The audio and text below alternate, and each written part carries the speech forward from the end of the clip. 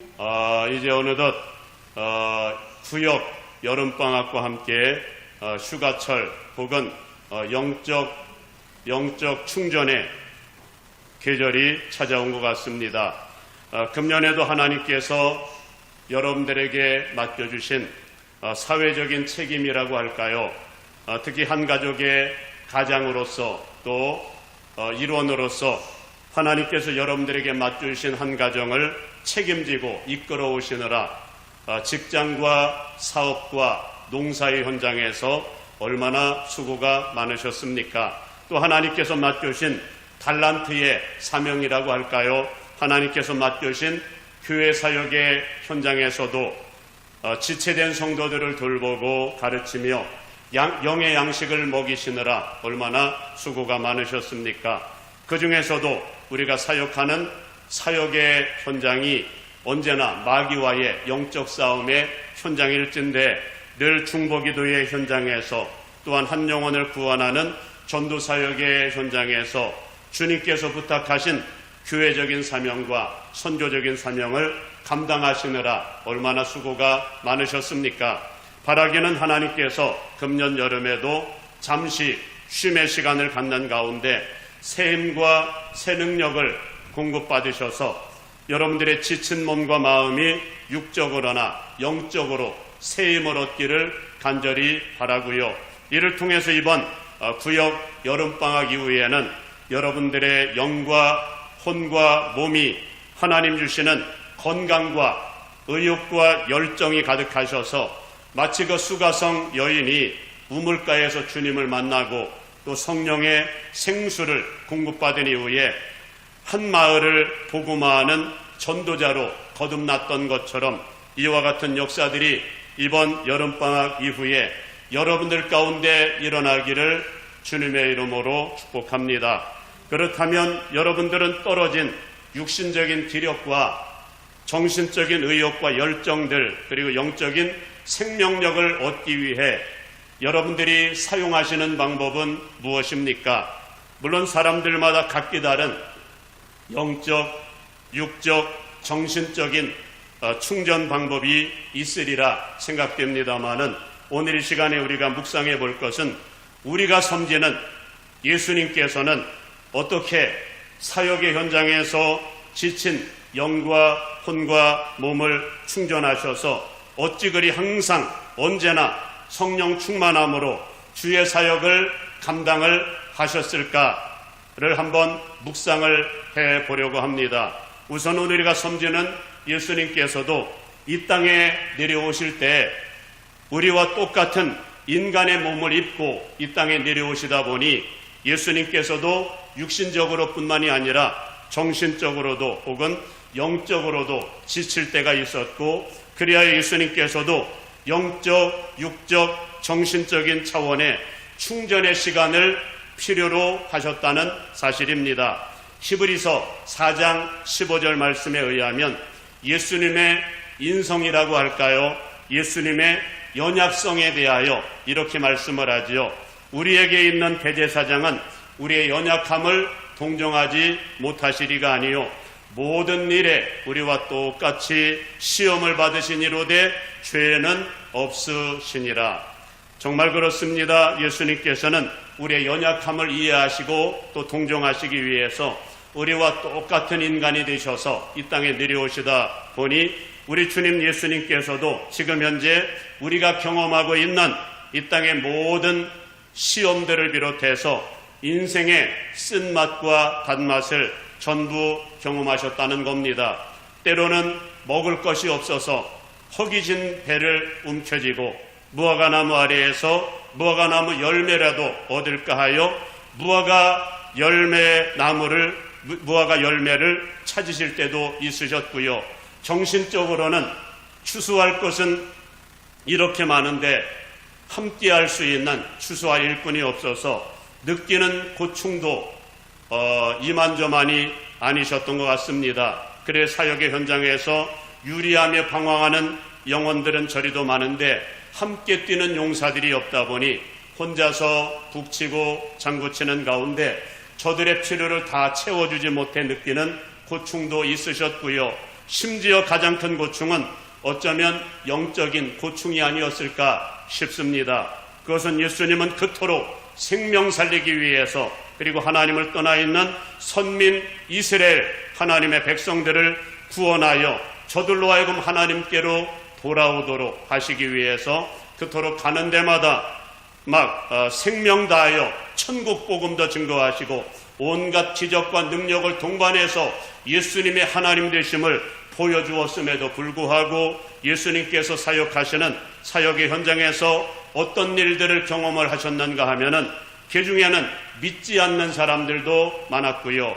심지어 예수님을 잘 따르던 성도들 중에서도 예수님의 말씀이 너무 무겁다고 하면서 예수님을 떠나는 무리들도 많았고요. 심지어 그 중에는 바리새인들과 서기관들처럼 가는 데마다 예수님을 대적하고 예수님의 사역을 휘방하면서 예수님을 죽이려는 무리들도 아주 많았거든요. 그러니 사실 예수님께서도 육신적으로 뿐만이 아니라 정신적으로도 영적으로도 탈진이라고 하는 말이 예수님에게는 어울리지 않지만 영적으로나 육적으로도 축날 때가 있었다라고 하는 겁니다. 그렇다면 예수님은 그럴 때마다 어떤 방법으로 이를 극복하면서 영적인 충전을 얻으셨을까 하는 점입니다. 저는 오늘 본문의 말씀, 여러분들이 어쩌면 잘 아시는 말씀을 통해서 예수님께서도 그때마다 이를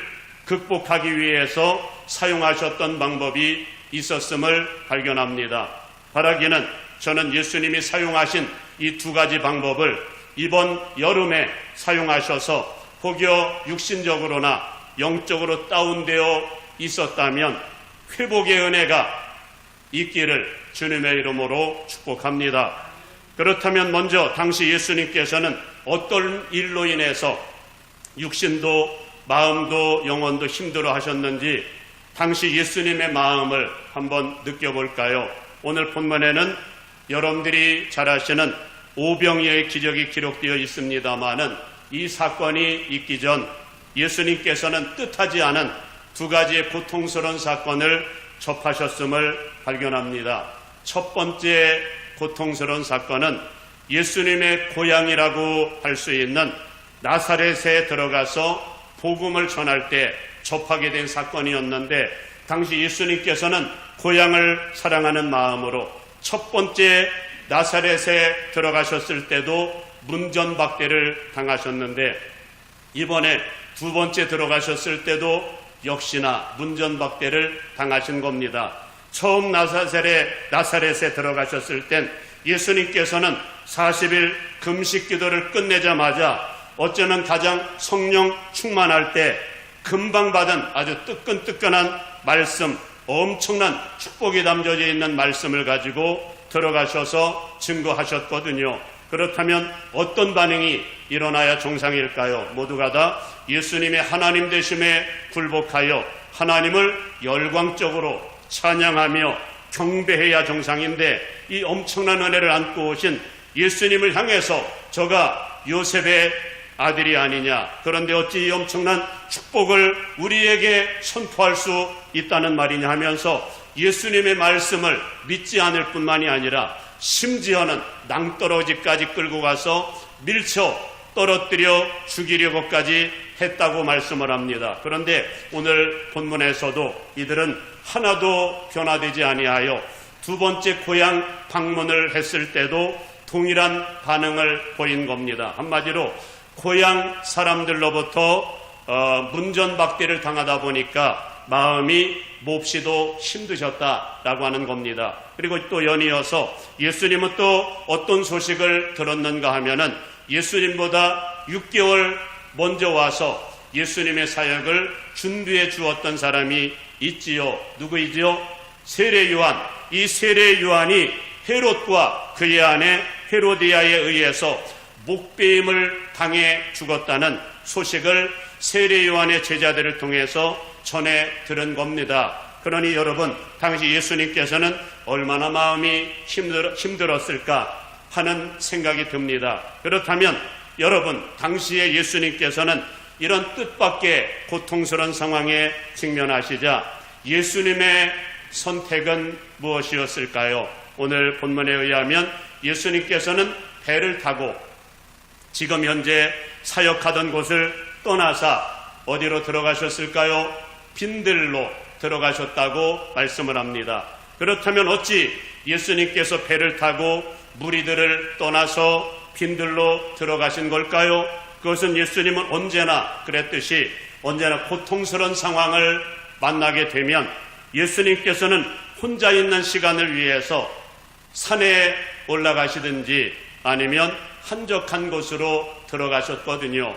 그렇다면 예수님께서는 혼자 있는 시간을 통해서 무엇을 하셨을까요? 우선은 예수님께서는 등산하시는 것을 몹시도 좋아하셨던 것 같습니다. 어찌 예수님께서 산을 좋아하시고 등산을 즐겨 하셨을까를 생각해 볼 때, 물론 우리가 섬기는 하나님은 이 땅 모든 곳에 편재하시는 하나님이시기는 하지만 어쩌면 산이라고 하는 곳은 하나님의 임재와 역사가 더 강력한 영적 기운이 흐르고 있기 때문이 아닐까라는 생각을 해봅니다. 그래서 모세도 힘들고 어려울 때마다 하나님이 계신 신의 산에 자주 올라가서 부르짖어 기도도 하고 하나님의 말씀도 받았고요. 엘리야 역시 힘들고 어려울 때마다 어디에 올라갔을까요? 물론 아무도 없는 한적한 곳 사르밧 과부의 집에서 한동안 머물기도 하였지만 엘리야 역시 하나님의 산 호렙산에 올라가서 부르짖어 기도하는 가운데 영적인 충전을 얻으셨거든요. 예수님도 마찬가지였던 것 같습니다. 우선은 사역의 현장을 떠나 혼자 있는 시간을 통해서 생각을 정리하는 시간도 갖기를 원하셨고요. 또한 아무도 없는 곳에서 오직 하나님과만 1대1로 상대하여 대면하여 하나님께 뜨겁게 기도하시기 위함이었습니다. 정말 이제 하나님께 부르짖어 기도하면 얻어지는 것들이 아주 많은 것 같습니다. 우선은 우리 마음을 주님께 쏟아놓으면 우리 마음이 얼마나 후련한지 경험해 보셨지요. 우리 안에 있었던 모든 근심이 전부 사라진 것 같은 자유와 평강을 누릴 때가 많고요.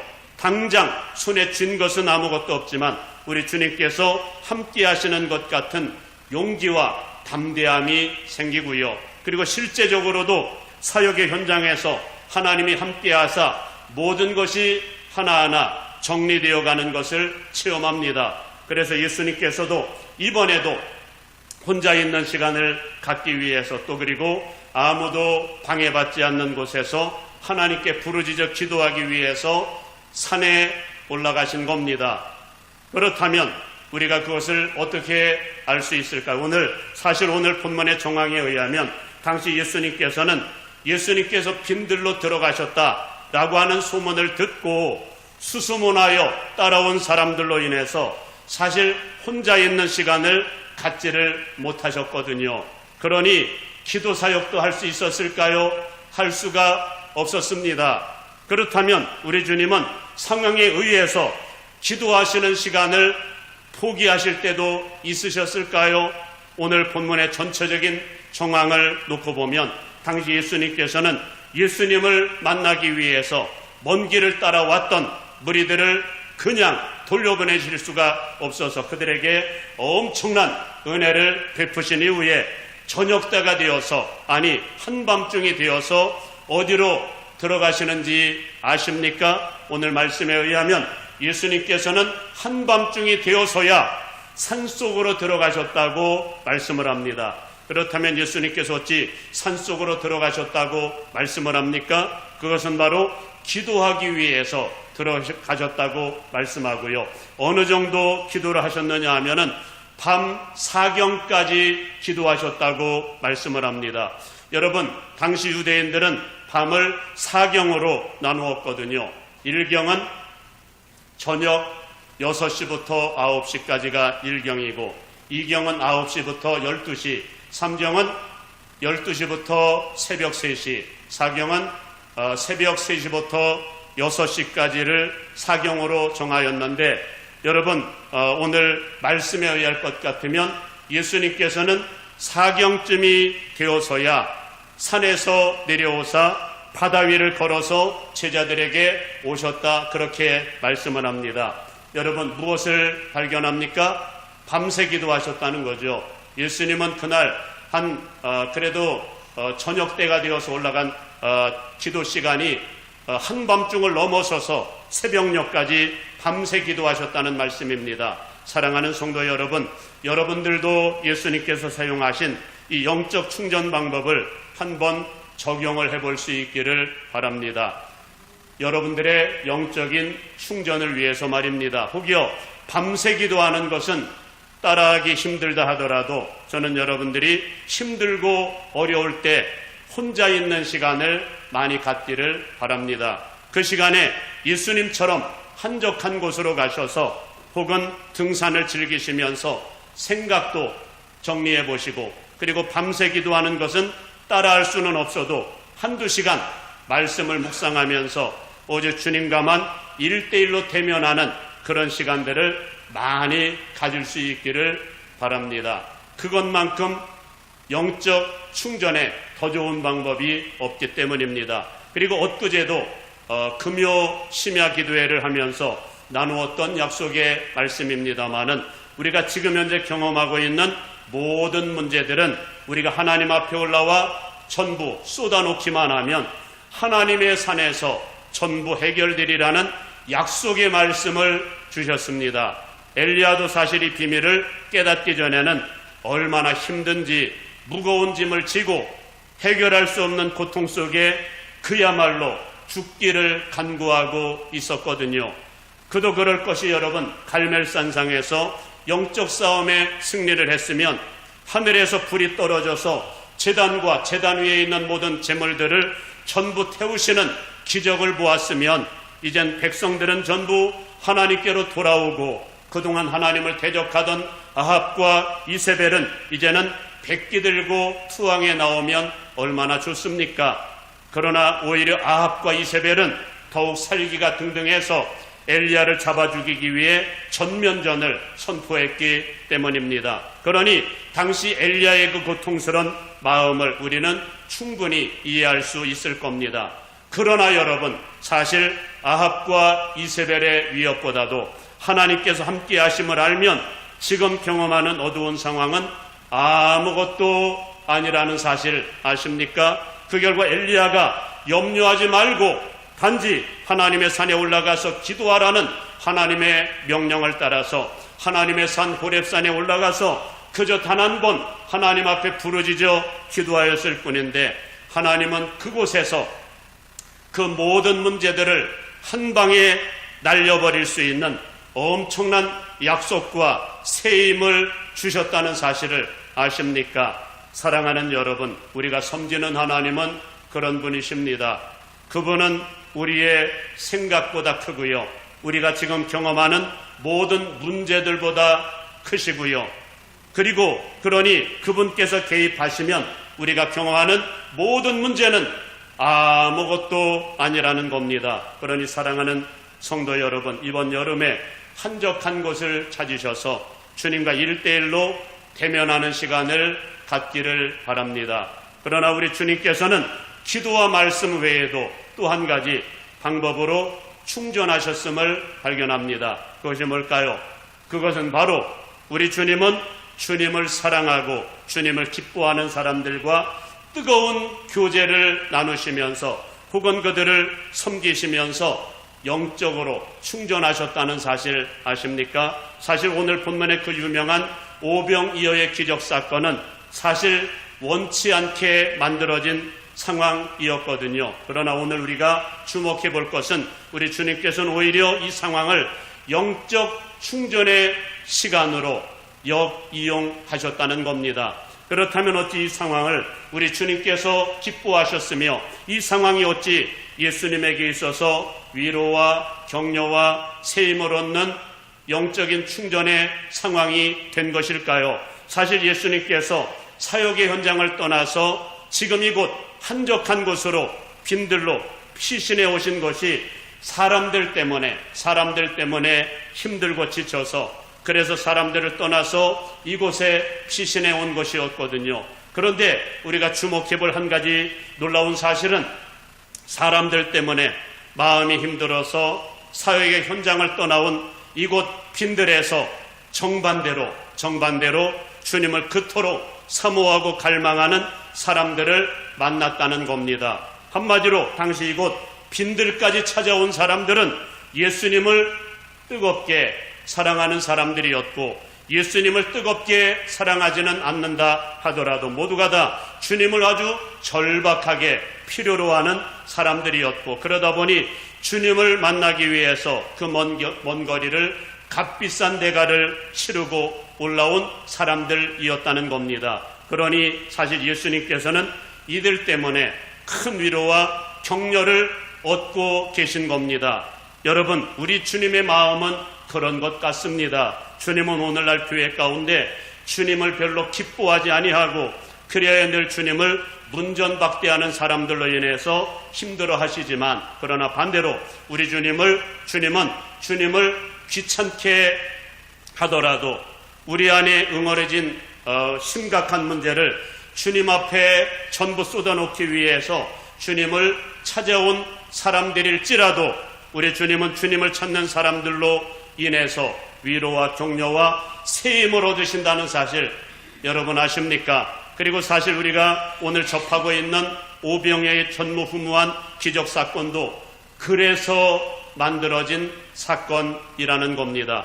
그것은 우리 주님께서는 주님을 찾는 사람들로 인해서 너무도 기뻐하셨기 때문입니다. 그리고 우리 주님께서는 한 영혼도, 주님을 사모하여 올라온 영혼들 가운데 한 영혼도 공수로 돌려보내지 않기 위해서 당시 예수님을 찾아 빈들로 나온 무리들을 위해서 아침부터 저녁까지 하루 종일 그들을 섬기는 봉사를 하셨다는 사실 여러분 아십니까? 우선은 한 영혼도 구원받지 못하는 사람이 있어서는 안 되겠기에 천국 복음을 증거하시고요. 그리고 당시 무리들 중에는 병든 사람들이 아주 많았던 것 같습니다. 그 결과 우리 주님은 하루 종일 이들을 전부 고쳐주시고 치료하시는 사역을 하시고요. 그것도 모자라서 우리 주님께서는 무리들이 밤늦게 내려가다가 혹여 기진하여 잘못될까봐 그들의 허기진 배를 채워주기 위해서